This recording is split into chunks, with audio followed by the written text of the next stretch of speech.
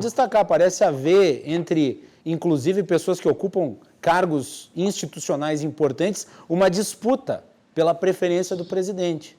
E daí nós podemos mencionar aqui o ministro da Justiça, o Procurador-Geral da República, o Advogado-Geral da União, o presidente do STJ e outros ministros do STJ. Quer dizer, há uma disputa e a forma como se disputa o cargo de ministro do Supremo Tribunal Federal é através de decisões que agradam o Palácio do Planalto, o que é outra distorção do nosso sistema político-democrático, que é essa velha história da indicação ser excessivamente política para o Supremo Tribunal Federal, que também, assim como o Instituto da Reeleição, foi copiado dos Estados Unidos. E assim, deixa eu só acrescentar um ponto, porque essa decisão não necessariamente abala apenas o STF. Se por acaso ele escolhe para o STF alguém do STJ, ele ganha uma vaga do STJ para indicar alguém.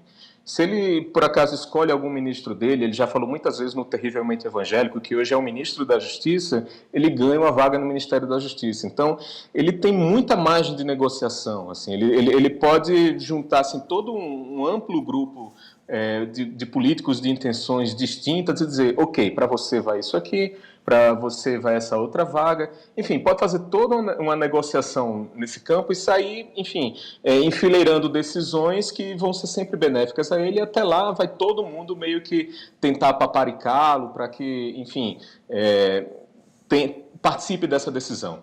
E eu lembro, por exemplo, daquele alerta que o Gilmar Mendes deu há alguns meses sobre as Forças Armadas estão sendo partícipes de um genocídio indígena, alguma coisa do tipo, e muita gente viu aquilo como uma atitude translocada do Gilmar Mendes, mas outras pessoas perceberam, olha, ele está dando uma de quem avisa amigo é, então ele pode estar aí se aproximando do Bolsonaro para dizer, olha, por esse caminho aqui eu posso, de repente, te ajudar nesse problema, mas ali na frente eu quero que você me ajude nesse outro problema.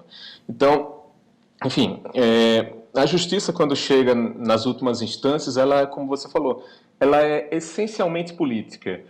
A nossa Suprema Corte é inteiramente escolhida por políticos. Um presidente escolhe, os 81 senadores referendam. Então, ela é política, não tem como ela ser técnica dentro desse desenho, né? Obviamente, teria se a gente tivesse políticos perfeitamente comprometidos com a questão técnica, né, com o perfil técnico dos escolhidos. Mas não é o que a gente tem políticos comprometidos com a política.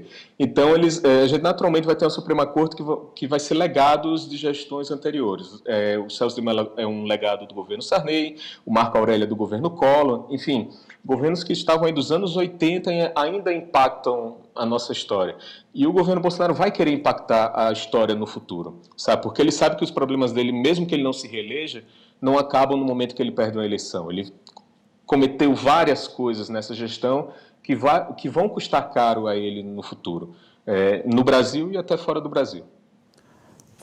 Marlos, os integrantes do Ministério Público do Rio de Janeiro, voltando ao caso do Flávio Bolsonaro, os integrantes do Ministério Público do Rio de Janeiro, isso aqui foi publicado pela revista Veja ontem, avaliam haver um constrangimento e uma espécie de desgaste institucional pelo fato de até agora não terem denunciado o senador Flávio Bolsonaro. De fato, ele ainda não é réu. O Fabrício Queiroz é réu, o Flávio Bolsonaro não é réu. A que tu acha que se deve o fato de o Flávio Bolsonaro não ser réu no caso que o envolve? Assim, o caso dele tem sido usado também pelas forças políticas em Brasília para domar um pouco o Bolsonaro, sabe? Até eu chamava na época do acordaço, o grande acordo com o Supremo com tudo, que o Romero Jucá queria ainda no governo Temer, e ele se concretizou agora. O Dias Toffoli, quando assumiu a presidência do STF, ele assume falando que queria um pacto com todos os poderes, etc. Enfim, e ele começa ali com a relação um tanto complicada com o governo Bolsonaro, tentando agradar de mil formas, e o Bolsonaro muito, enfim, não aceitava aquilo de boas maneiras, mas a justiça foi avançando para cima do Flávio, e o Bolsonaro viu que ele conseguia ganhar tempo se aproximasse do STF, então ele se aproxima do Dias Toffoli. E aí começa aquela situação em que vem os plantões de férias, o Dias Toffoli suspende a investigação do Flávio, depois vem o Gilmar Mendes e toma uma decisão parecida. No último plantão de férias foi o João Otávio de Noronha, né, que é do STJ.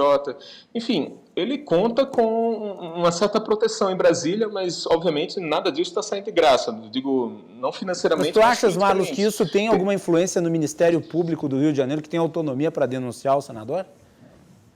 Ou supostamente tem? Olha, eu acho que tem, porque a gente, por exemplo, tem depoimentos do Gustavo Bebiano e agora do Paulo Marinho, dizendo que a investigação que atingiu o Fabrício Queiroz teria sido brecada, a palavra brecada é usada pelo Gustavo Bebiano pouco antes de morrer, e teria sido brecada ainda durante a eleição, no segundo turno. Né? Tem aquela história de que alguém da Polícia Federal vazou aquela informação para o Flávio Bolsonaro, enfim, tem uma cariação marcada, o Flávio já disse que não vai aparecer, mas isso tudo, enfim, envolve todas as esferas do Poder Judiciário.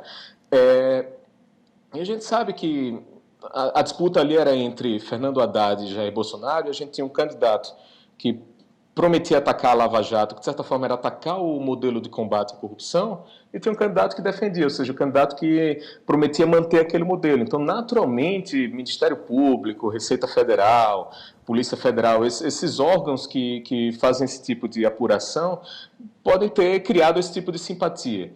Então, eu também tenho uma outra questão. Eles precisam fazer muito cálculo, porque qualquer coisa que atinja o presidente da República, se tiver ocorrido antes do início do mandato, essa coisa pode ser interrompida e só ser retomada ao fim do mandato. Então, tem que se também considerar isso aí, que se de repente essa investigação está atingindo o presidente da República, pode ser que eles pensem, não, se a gente soltar isso agora, o trabalho vai parar, a gente pode deixar isso mais adiante e soltar agora só o Fabrício Queiroz, a gente pode apenas cercar as pessoas que estão próximas ao Bolsonaro, então se aproximar da Michelle Bolsonaro e evitar o nome do Jair Bolsonaro. Enfim, é um cálculo político que toda investigação faz, sabe? Por mais que a gente queira que a investigação seja meramente técnica, e com certeza estão fazendo nesse caso também, porque esbarra muito no presidente da República. E esbarrando no presidente da República, vai para o plenário da Câmara, e a gente já viu uma situação parecida dessa com Michel Temer, né? Que, não sei se foi a Raquel Dodge ou o Rodrigo Janot ofereceram denúncias, quando chegou na Câmara, a Câmara falou, não vai investigar agora, deixa o cara concluir o mandato, e aí sim vocês caminham com isso. E aí, sim, caminhou depois, né? Mas ninguém iria gostar de ver essa investigação parada por pelo menos 2 anos, talvez até 6, ou sabe lá quanto tempo mais. Marlos, uma última pergunta sobre esse caso. O presidente tem demonstrado uma irritação frequente quando questionado sobre a sua esposa e o valor de 89 mil que foi depositado pelo Fabrício Queiroz na conta dela. Tu tem alguma ideia de resposta que possa ser formulada para essa questão polêmica? Olha, porque se é o mesmo alguma caso. Resposta decente... É o mesmo caso. Fabrício Queiroz, lembrando, era o chefe de gabinete do Flávio Bolsonaro, mas ele operacionalizava um esquema que aparentemente era muito mais amplo do que isso. Isso. Acho que vale destacar que não é só o gabinete do Bolsonaro, da família Bolsonaro, que fazia isso. Né? Sim, existia um esquema geral na Assembleia Legislativa do Rio de Janeiro. Né? Isso. Inclusive prendeu vários deputados, né? E avançou sobre várias. A dificuldade tem sido o Flávio Bolsonaro, porque ele é filho de quem ele é filho. E outro ponto, né? Os esquemas de rachadinha, eles são comuns na política brasileira. Com isso, não estou dizendo que eles são aceitáveis, é apenas um fato. Eles são comuns, infelizmente, na vida política brasileira e se realizam desde as câmaras de vereadores até o Parlamento Federal. Isso. Uma diferença que se pode dizer é do tipo, o que é que esse esquema de rachadinha faz? Em muitos casos ele apenas serve para, enfim, enriquecer a pessoa ou financiar uma campanha de reeleição, alguma coisa do tipo. Há a suspeita, por coisas que já vazaram em algumas reportagens, de que esse esquema de rachadinha, pelo menos do Flávio Bolsonaro, servia de alguma forma para financiar obras ilegais que milicianos do Rio de Janeiro faziam, enfim, na periferia do Rio de Janeiro. Inclusive, a gente teve o caso lá de Muzema, que estava ligado ao escritório do crime, que estava ligado ao Adriano da Nóbrega, que tinha a mãe e uma esposa oficialmente trabalhando no gabinete do Flávio Bolsonaro. Então, o cruzamento disso tudo é muito complexo, porque é como se a gente estivesse pegando verba pública para levantar prédios ilegais que, em alguns casos, já ocasionaram uma tragédia que matou 22 pessoas, né? Então, é uma coisa gravíssima isso. E a gente sabe que o Flávio Bolsonaro é alguém que fez fortunas no mercado imobiliário. E a gente sabe também que ele tem essa, pelo que já saiu aqui do material dessa investigação, que ele tem essa loja de chocolate, que ele vendia produtos muito baratos e lucrava mesmo assim, e ameaçou gente que tentou denunciar isso. Ou seja, a coisa toda se desenha ali para ser uma enorme lavagem de dinheiro de alguma outra coisa que ele vinha ganhando, que não necessariamente era rachadinha, né? E eu acho que sempre vale lembrar que o Fabrício Queiroz foi exonerado do gabinete do Flávio Bolsonaro na mesma data em que a filha dele foi exonerada do gabinete de Jair Bolsonaro, que era deputado federal na época, né? Então, de alguma forma, a coisa se liga. Então, tem toda essa dificuldade. E aí, quando citam o nome da Michelle Bolsonaro como alguém que recebeu R$ 89 mil em vários depósitos que o Fabrício Queiroz estava fazendo, é uma coisa que começa a entrar na casa dele, não pega só o filho, já começa a pegar a esposa dele, alguém que está no quarto com ele, né? Então aí ele perde um pouco o rebolado, ele não consegue responder, ele xinga, ele tenta jogar o problema para cima da Globo, ele tenta desviar de alguma forma, ou seja, ele está encurralado ali, ele sabe que está cercado pela justiça e que tem que ser muito habilidoso para, enfim, isso não virar um problema maior para ele. Muito bem. Marlos, antes de nós irmos para o encerramento, tem mais um assunto. Tu publicou hoje no teu site, o Jornalismo Arte, uma longa análise sobre a questão da perseguição a adversários por parte do governo. O título do texto é Como Jair Bolsonaro persegue adversários, parte 1, as duas ABINs. Tu ainda vais publicar a segunda parte.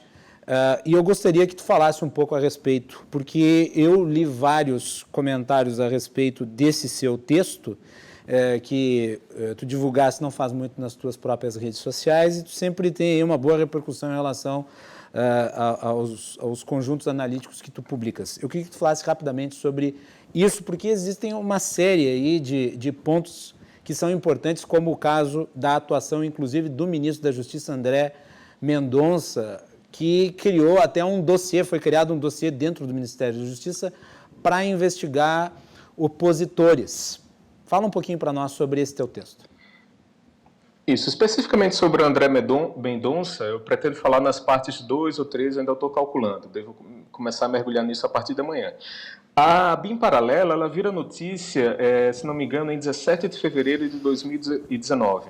O Lauro Jardim, numa coluna que ele tem no Globo, que fala sobre ela. Só que na nota que ele publica, ele fala que a ideia foi vetada e atribui o veto, se não me engano, ao general Heleno, né, que é o Gabinete de Segurança Institucional. Com o tempo, a gente descobriria que, na verdade, esse veto ele não veio do general Heleno, mas veio do Gustavo Bebiano, que já morreu, e veio do Carlos Alberto dos Santos Cruz, que foi demitido em junho, julho do ano passado. Uma coisa que é muito interessante é que o Gustavo Bebiano ele é demitido um dia após a notícia da ABIN Paralela. E eu não acredito que isso foi mera coincidência, já que ele teria sido o cara que vetou aquela ideia, né? E, de repente, a ideia vira notícia. Enfim, meses depois, quando Carlos Alberto dos Santos Cruz é demitido, ele é demitido, primeiro apareceu um print screen falso de uma conversa dele no WhatsApp e deu mais um mês e ele foi demitido. Então a gente já tem informações de matérias mais recentes que saíram na Veja e no Estadão que confirmam que a demissão do Carlos Alberto dos Santos Cruz veio de um dossiê que a ABIN Paralela produziu, ou seja, ela não foi vetada, ela realmente estava em uso, preparou esse dossiê contra o Carlos Alberto Santos Cruz, que tinha uma prova de que ele estava criticando o Bolsonaro numa roda de amigos, militares, etc., e aí o Bolsonaro aproveitou ali para demiti-lo. E no momento que ele demite o Carlos Alberto Santos Cruz, algumas ideias que o Carlos Bolsonaro queria caminhar, finalmente começam a caminhar. E a ABIN mesmo passa para o Alexandre Ramagem, que era o cara que estava envolvido na criação da ABIN Paralela. Enfim, a coisa vai caminhando. E a gente sabe, por exemplo, que toda essa operação placebo que avançou contra o Wilson Witzel e que gerou o afastamento dele no Rio de Janeiro, nasceu de um dossiê que antes passou pela mão do Jair Bolsonaro e foi através de um aliado, enfim, conforme confirmam matérias da revista Cruzoé e etc., foi entregue à PGR, ao Augusto Aras. E o Augusto Aras é um cara que, inclusive, o próprio Jair Bolsonaro já ofereceu a ele uma terceira eventual vaga no STF. Então, percebe-se que está tudo um pouco ligado, né? Assim, o pessoal vai fazendo aqueles favores e vão ganhando favores, vai rolando esse tipo de troca.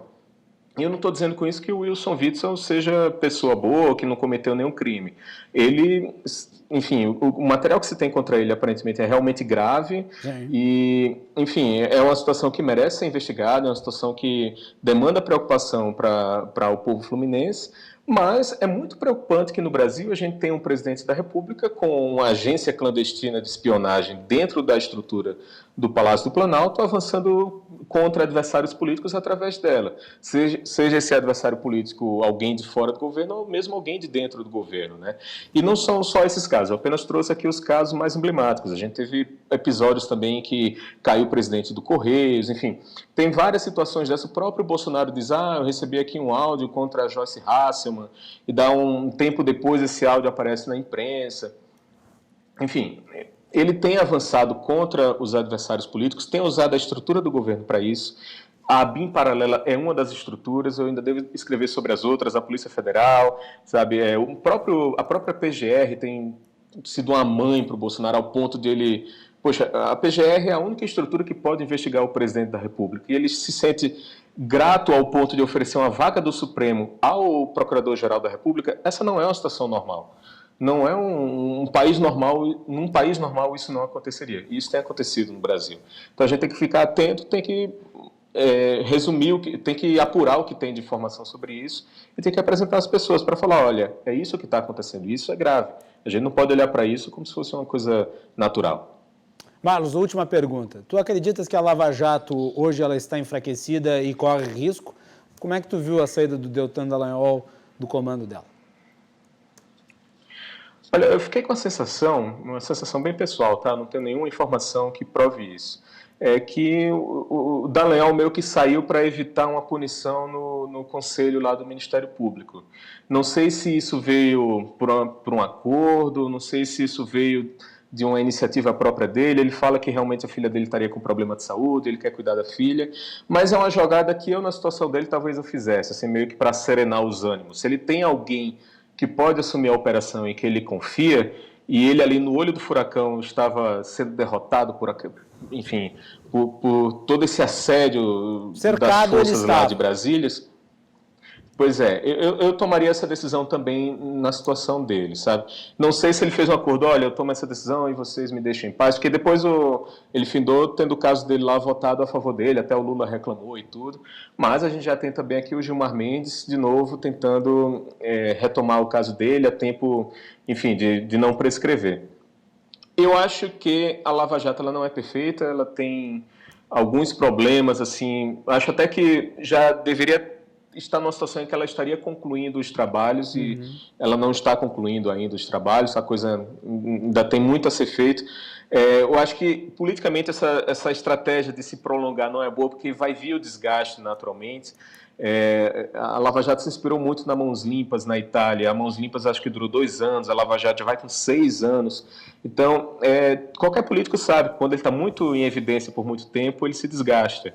Né? E a Lava Jato, como um fator político da nossa política, iria sofrer também esse desgaste. Então, seria importante que eles conseguissem antecipar a conclusão do trabalho, de alguma forma. Nem que fosse, enfim, iniciando uma segunda operação com a mesma equipe, com outro nome, sabe? Alguma coisa do tipo. Enfim, eu acho que a Lava Jato tem todos esses problemas, mas avançam de uma forma que eu não acho bacana, sabe, assim, porque principalmente eles não estão meramente contendo a Lava Jato, eles estão contendo o combate à corrupção no país. A gente tem uma denúncia aí que a própria Lava Jato fez, que dentro do Ministério Público diziam, olha, somos a favor dentro da PGR, desculpa, somos a favor do arquivamento de qualquer denúncia dessa. Isso não é uma postura de quem quer conter a Lava Jato, isso é uma postura de quem quer conter o combate à corrupção, sabe? E o Brasil não resolveu ainda a sua corrupção. A gente ainda tem muita corrupção, vide o caso Witzel que está sendo investigado, mas a gente também não pode viver uma situação em que só os inimigos do poder são investigados. A gente tem que viver uma situação em que todo mundo se sinta fiscalizado e todo mundo evite errar para não passar por uma situação dessa. Mas, infelizmente, a gente está indo para aquela situação em que aos amigos do poder tudo, aos inimigos a lei, né? Então, a gente tem que ter cuidado com isso e, enfim, vamos passar os próximos anos debatendo essa situação e debatendo a forma de sair desse buraco que a gente se meteu. Marlos, meu querido amigo, colega, é sempre um prazer ouvi-lo. O Marlos Appius é um dos jornalistas mais bem informados do Brasil. Hoje ele é editor, jornalista do Jornalismo Arte, que é jornalismo.arte. Vocês podem acessar na web a qualquer tempo. Também já foi integrante do time do site O Antagonista. Marlos, te deixo rapidamente com a última palavra. Muito obrigado pela participação aqui hoje no Cruzado. Eu que agradeço mais esse convite. Conta comigo quantas vezes precisar. E, enfim, até a próxima.